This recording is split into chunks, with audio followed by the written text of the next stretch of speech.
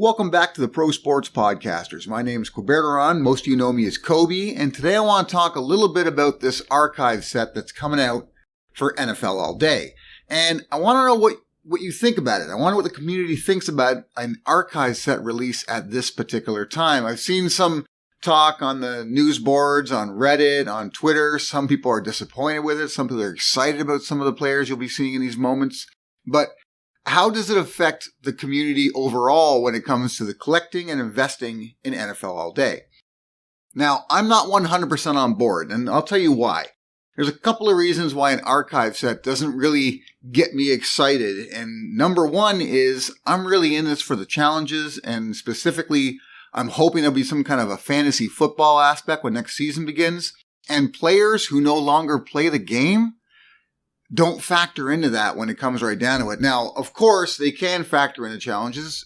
I mean, Dapper Labs can go out of their way to say, let's say during the season they decide to have some challenge that involves the top 5 running backs on Sunday that, ran for the most yards. And you have to include, as an additional to that, one running back, say, from an archive set that's of a particular rarity, say a rare.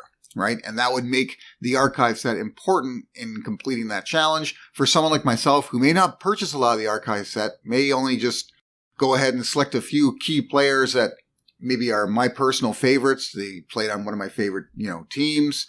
Maybe that might be all the archive set that I actually purchase. If I find myself in a situation next season where, every week they're asking you to add some additional archive moment in it, it's going to piss me off because I'm going to be forced to have to go on the marketplace and probably pay up to get some of these archive moments in order to complete that challenge. I'm hoping that's not the case. I'm hoping this is more of a collector's set, right? For people who are just huge fans of the game. They have their favorite players from who knows how far back.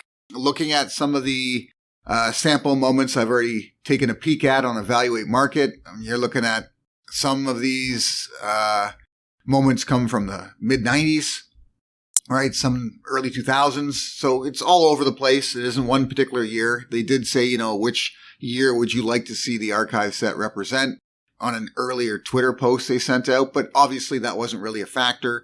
They just selected a number of moments that they thought were interesting and relevant, I guess, to the collection and put them all together in one set.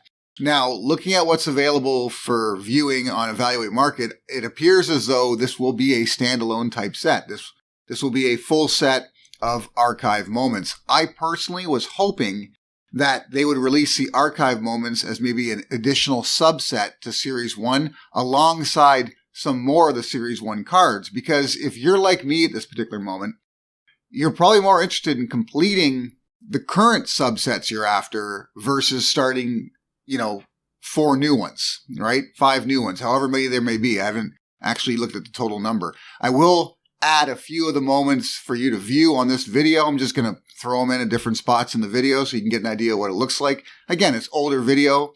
It's not the, not as clean resolution as you may be used to, but it's still kind of cool to have some of these old moments. It's whether or not you think they're worthwhile. And for me, it's going to be a big no, probably, when it comes right down to it.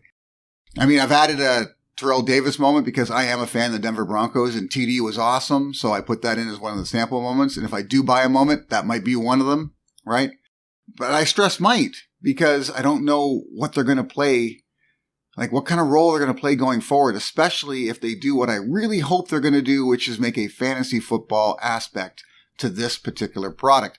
Go ahead and check one of my earlier videos. I'm talking about what they should do with challenges in NFL All Day. I go through an entire sort of explanation what I think they can do with fantasy. It would be just awesome, and I think the community would get behind it. Not to mention it would attract more fantasy football fans to the platform, which is such a huge market. You don't want to ignore that. Again, you can check out that video. I'll put a link to it in the description. But I want to know from you. Are you excited? Is this something you're interested in? Are you glad they're releasing it now, or would you prefer they were gone through like weeks 1 through 13 before they started throwing in archive sets? What do you think? Let me know. Until next time, enjoy collecting. We've got all the additional information here.